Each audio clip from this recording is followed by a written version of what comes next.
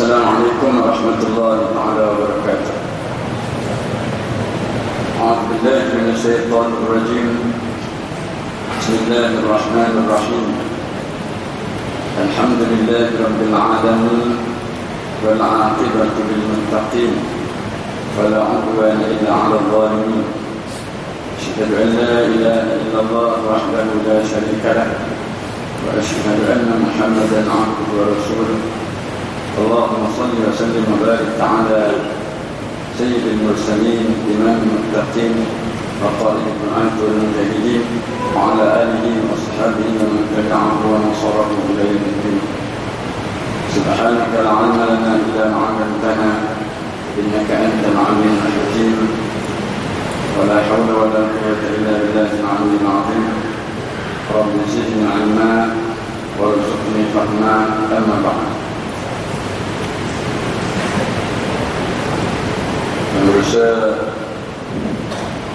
mengurusi masjid setelah puasa, khususnya kepada Pak Imam, Pak Bilal, khususnya hadirin dan hadirat, tuan-tuan dan muslimat yang hadir pada malam ini bersama dalam sembahyang sejak daripada maghrib tadi berjemaah, untuk isya berjemaah, dan seterusnya melaksanakan solat tarawih atau yang dipanggil juga dengan solat qiyam. Bahasa Arab dia sebut solat qiyam. Usolli sunnata solat qiyam min Ramadan Raka'atain lillahi ta'ala. Saya bersemayam sunat qiyam daripada bulan Ramadan kerana Allah Ta'ala. Kalau kita buat ni awal itu moga tersesat. Tapi sebenarnya dia adalah sebahagian daripada solat qiyam. Iaitulah qiyam mulai pada bulan Ramadan. Cuma yang peliknya kita mulai ini bulan Ramadan. Kerana yang lainnya kita tak ada qiyam. Kita berebut dalam bulan Ramadan, kita dapatkan apa rakaat, mengutus 9 rakaat. Tapi malam-malam yang lain yang lebih banyak lagi bulan, tidak kita mengejar kelebihan, mengejar untuk melakukan qiyam lain. Namun tak apalah, amal daripada tak berlangsung lebih baik ada dalam bulan.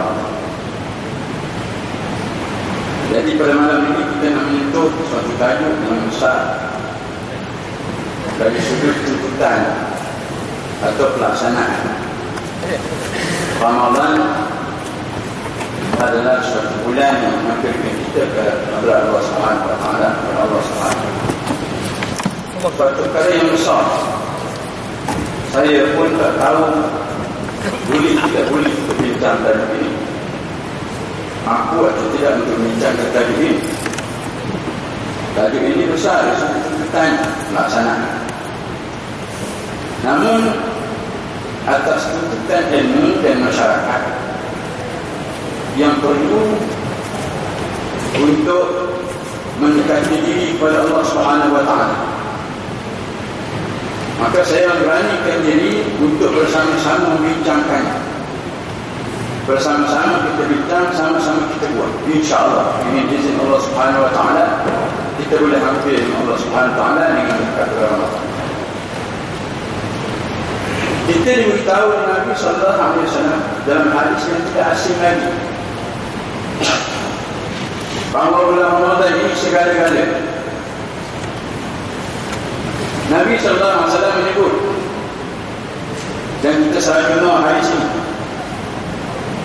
Cuma sama ada kita ambil iktibar melaksanakannya ataupun tidak. Nabi kata, "Law ta'lamu ummati ma fi Ramadan la tamannaw an takuna as-sanatu kulluha Ramadan." Atau kama qala, kalau sekiranya umat aku tahu ataupun mengetahui, faham tentang isi kandungan yang terdapat dalam bulan Ramadan ini, nescaya mereka akan mengharapkan bulan Ramadan ini berlaku sepanjang tahun. Satu kali disebut oleh Nabi sallallahu alaihi wasallam, sama ada kita faham atau tak faham. Perkara ini besar yang disebut oleh Nabi sallallahu alaihi wasallam. Nakkan puasa Ramadan ataupun nakkan bulan Ramadan ini berlangsung 1 tahun. Sedur tak sedur kita. Lepas daripada Ramadan, Syawal tak timbul. Sedangkan baju raya dah pergi sebelum masuk bulan Ramadan lagi.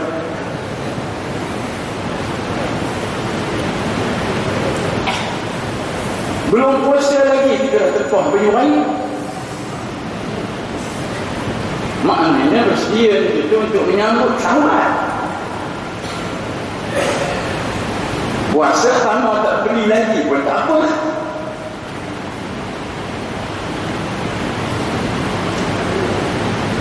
Seakan-akan macam terbalik apa yang disebut di Nabi sallallahu alaihi wasallam. Betulkah kita ni sebagai umatnya seronok bahawa bulan Ramadan ni berlaku sepanjang tahun?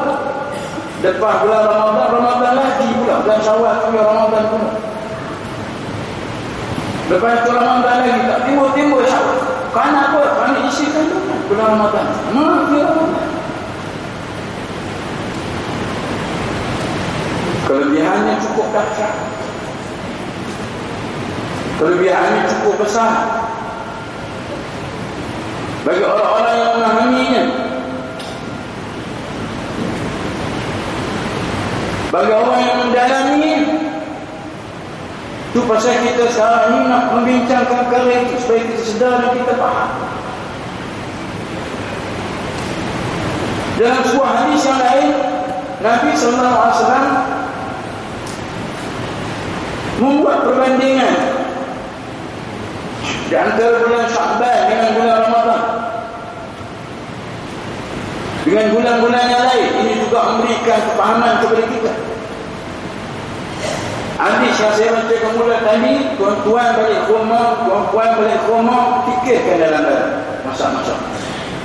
Betulkah aku ni seronok Ramadan dia berlaku sepanjang tahun?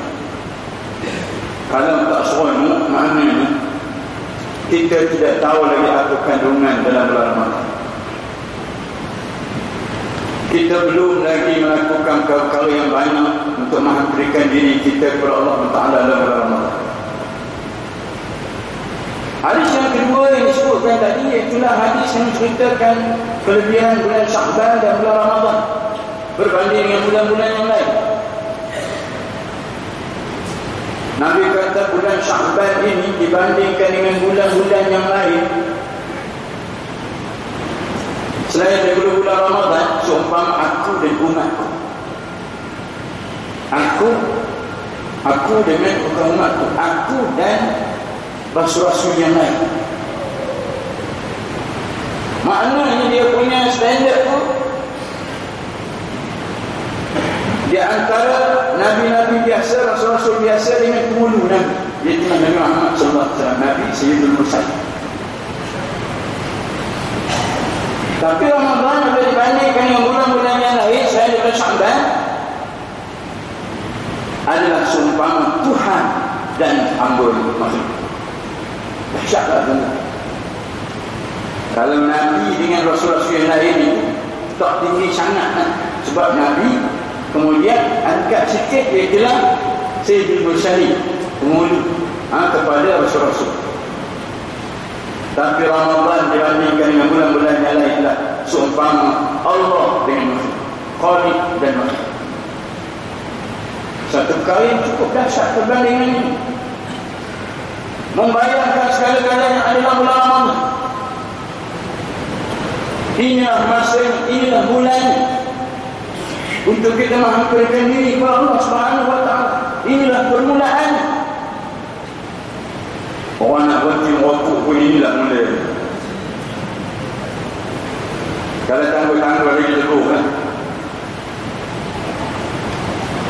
Yang peliknya Dan bulan Ramadan ni boleh pula tahan. 12 jam boleh tahan. Tak mampu itu pakai niat sahaja. Saya ingat dia benda ini imajinasi sahaja sebenarnya. Pakai niat pun bulan lain, niat kena. Saja aku tak mampu esok kena Allah Ta'ala bulan lain, bulan Syawal. Ini semua permainan dalam akal saja sebenarnya. Daging yang sebenarnya daripada akal dan hawa nafsu saja sebenarnya. Maka kita kena mencari sesuatu yang besar dalam Ramadan ini. Nabi SAW telah menunjukkan contoh pencarian ini. Nabi mencari malam Lailatul Qadar. Ini di antara kelebihan dalam Ramadan. Cari pada malam yang pertama, malam kedua, 10 malam yang awal. Tak jumpa, cari 10 malam yang kedua. Akhirnya diberitahu pada 10 malam yang akhir. Nabi berjumpa, tapi Nabi kata aku dilupa kepada Allah Subhanahu Wa Taala malam tu tak boleh beritahu, tak ingat nak beritahu. Bagaimana Nabi mencari malam Lailatul Qadar itu kelebihan yang terdapat dalam malam Lailatul Qadar. Selain daripada kelebihan pahala, yang adalah kelebihan taqarrub ila Allah, kelebihan hampir kepada Allah Subhanahu Wa Taala, itu yang kita cari. Jangan nak malam Lailatul Qadar, jumpa malam Lailatul Qadar, minta doanya panjang umur bawah balik, panjang umur bawah balik. Tak ada lain. Orang lain ni dah ada peluang nak doa panjang umur bawah balik. Senang Ustaz, baik kita buat ibadat.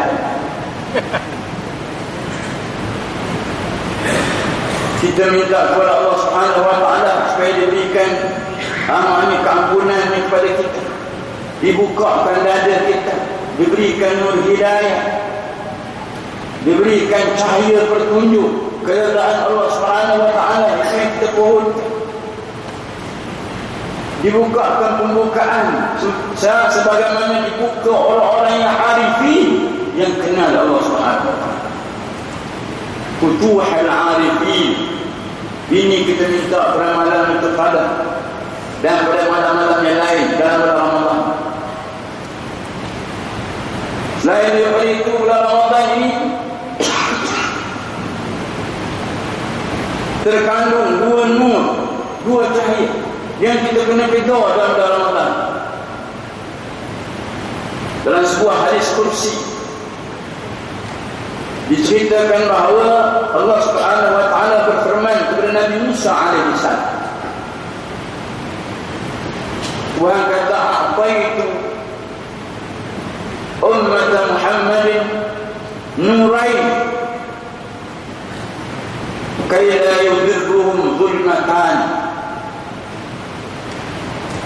Tuhan kata kepada Nabi Musa bahawa aku berikan umat Nabi Muhammad ini dengan dua cahaya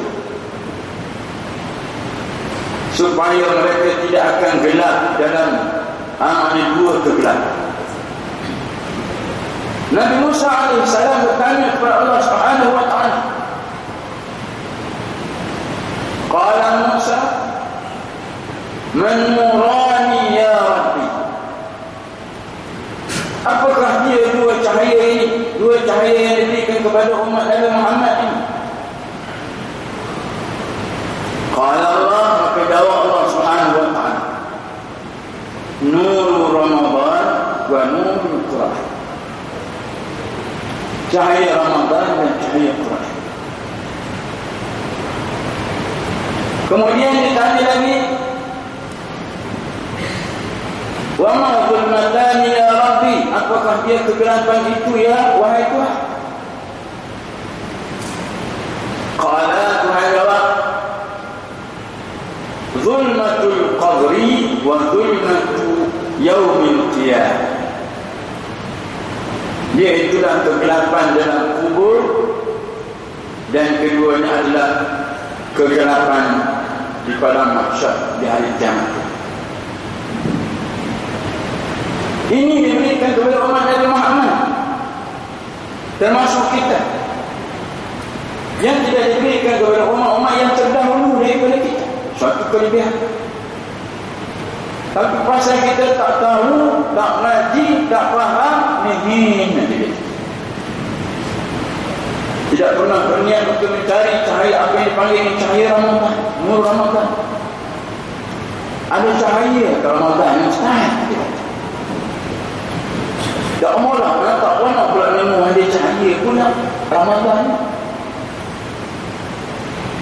Nurul Quran, ada cahaya ke Quran. Sesungguhnya segala amal ibadat kita ni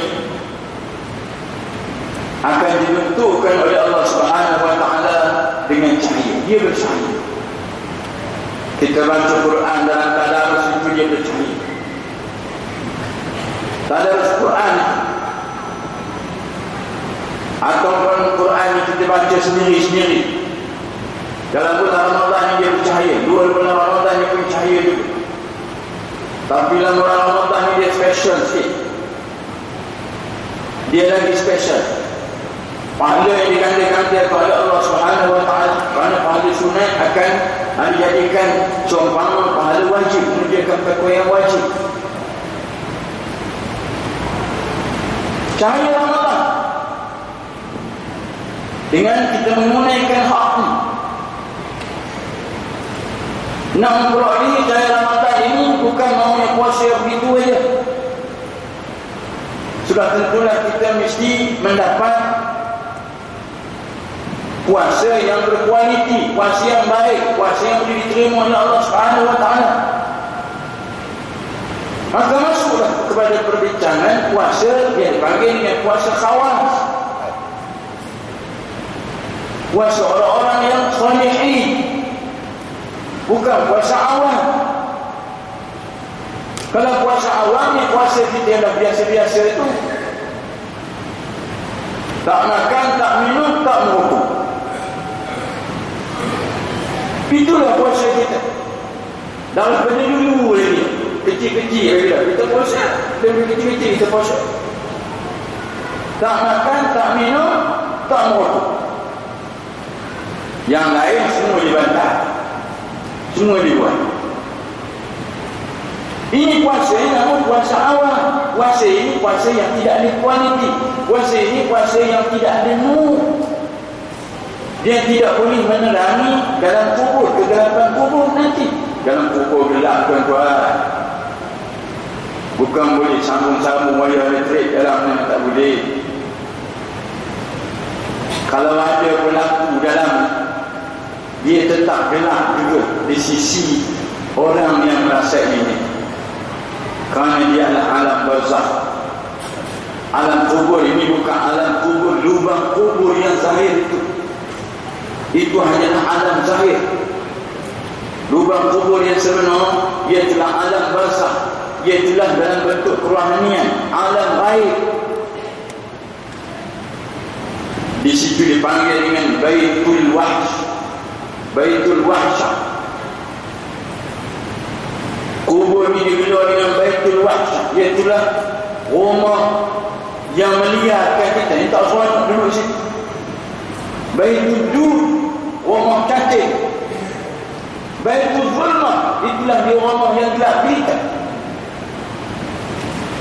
Kita nak ceritakan pasal soal kegelapan dalam kubur ni terlalu banyak kisah, tak sempat nak cerita. Salafus salih, para tabi'in bila dengar kegelapan kubur ni, yang tak berani tidur malam pun ada, sebab takutkan gelap, membayangkan kegelapan dalam kubur. Ini cerita orang zaman dulu, hebat-hebat, dahsyat-dahsyat mereka. Yang keimanan dan keyakinan kepada perkara yang lain. Kita memerlukan cahaya ketika itu. Di antaranya adalah cahaya amalan-amalan kita. Di antaranya adalah cahaya bulan Ramadan. Dan bulan Ramadan ini, kalau nak cahaya ini mesti tunai hak. Sebagaimana yang disebutkan tadi, hak bulan Ramadan. Mesti dihormati bulan ini, mesti dibesarkan bulan ini, mesti kita seronok dengan kehadiran bulan ini. Ini di antara hak-hak yang kita kena tunaikan kepada bulan Ramadan. Dan melaksanakan puasa pada bulan Ramadan ini dengan sebenar-benar puasa sebagaimana disebutkan tadi. Selain daripada kita berpuasa tak makan, tak minum, tak merokok tadi, kita berpuasa daripada melakukan perkara yang haram melalui anggota-anggota kita. Ibadat puasa ini memanglah ibadat yang lain daripada yang lain. Kalau tuan-tuan perhatikan ibadat puasa, dia bukan buat apa-apa, geluarnya ibadat nerita dulu. Kalau kita kategorikan dengan yang amal ibadat yang lain semua dalam bentuk fi'liyah, buat amaliyah. Tapi puasa ni dia dalam bentuk tarkiyah, meninggal. Berbeza dengan amal-amal yang lain. Kalau kita nak semayang, kita orang kena buat, kena ambil semayang. Begitu juga yang lain-lain bangun, berzakat, kita kena ada benda ya. Keluar zakat tu kena haji lagi teruk. Berjihad kita kena buat. Baca Quran macam itu juga kita kena baca. Tapi puasa kita buat apa? Kita merita aja. Tak ada makan, merita tak makan, merita tak minum, merita tak merokok tadi. Itu pasal Nabi sebut dalam hadis kursi yang Tuhan sebutkan, wa ana ajzibihi, aku yang bagi berkah yang akan balas sendiri. Tak payah malaikat-malaikat.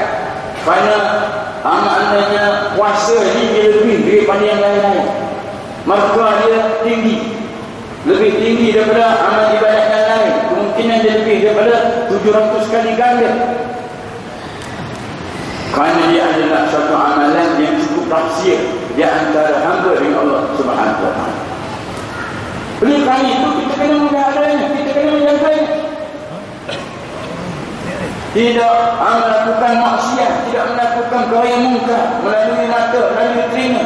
Maknanya puasa ini bukan mulut saja, bukan perut saja, tapi puasanya puasa mata, puasa telinga, puasa anggota-anggotanya daripada melakukan perkara-perkara yang dimurkai oleh Allah Subhanahu wa taala, baru ada dapat amanah nur Ramadan. Kerana kita menunaikan.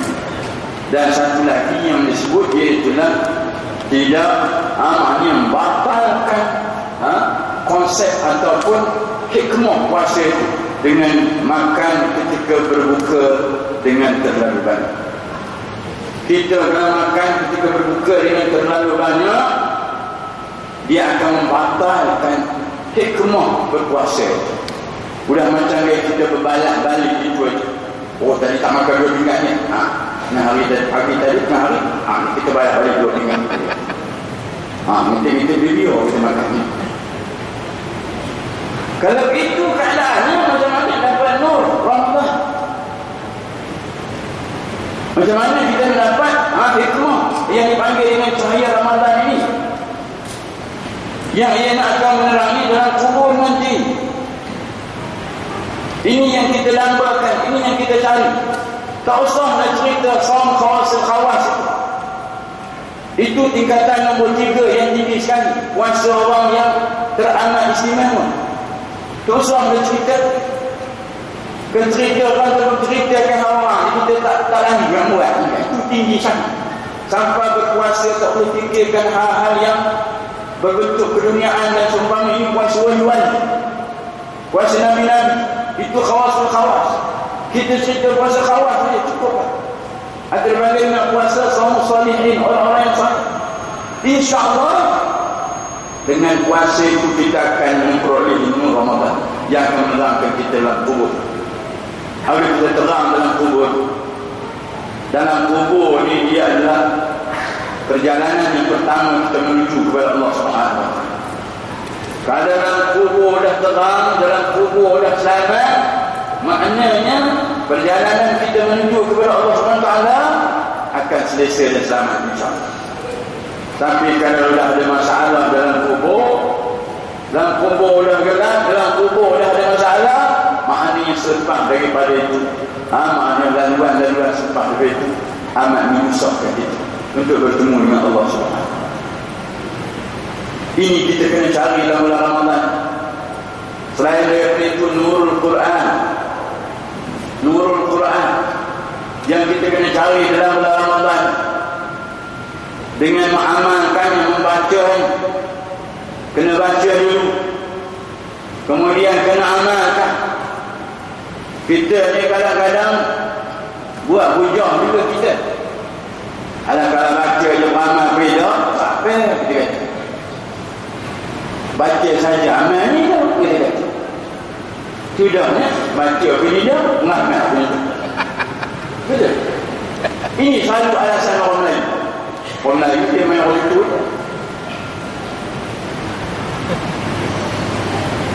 Baca je ramai dah. Sudahnya dia pun tak ada baca. Nak ramai sekandungan ni lagi lah. Baca ni dah. Lebih baiklah kita membaca ni. Dan membaca Al-Quran ni lah sebahagian daripada beramal dengan Al-Quran. Membaca ni. Dan beramalnya selain daripada itu adalah mengamal isi kandungan yang terdapat dalam Quran itu. Kalau disebut puasa, kutiba alaikum siyam, aqimus solat wa atuz zakat, keluarkan zakat, kita melaksanakan isi kandungan Quran itu. Selain daripada itu membacanya. Yang tidak boleh membacanya, kalau yang sudah muslimat, apalah ada keadaan masa-masa dia yang tidak boleh membaca. Tapi orang muslimin ni yang musuh juga tak boleh baca Quran. Ini macam mana ni? Yang tidak boleh membacanya, belajarlah untuk membacanya. Kerana cahaya ni punya nur, Quran ni punya nur. Dia punya cahaya. Dia boleh memberikan syafaat kepada kita pada hari kiamat. Dia menerangi kita di hari kiamat. Dia akan membantu kita dalam kubur. Dia macam dari pegawai. Apa nak duduk? Pegawai ataupun apa ni, jaga, kita jaga. Dia bersifat sopan itu.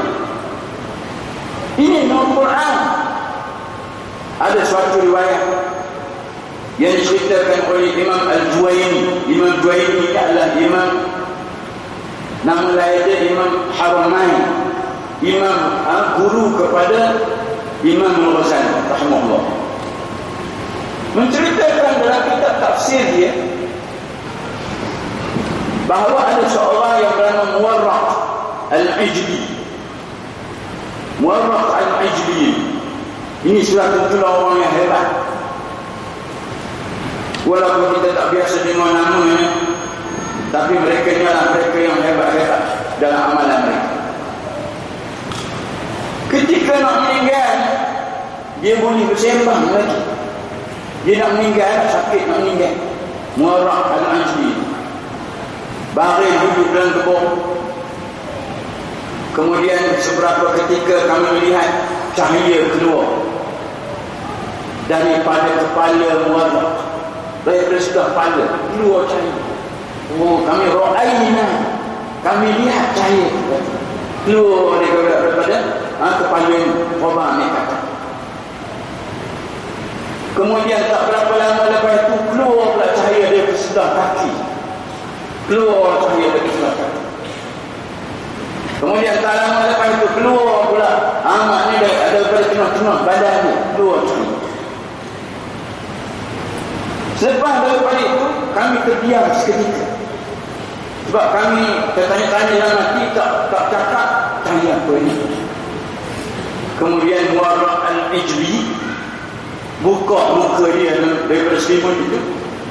Koman nampak apa-apa tadi?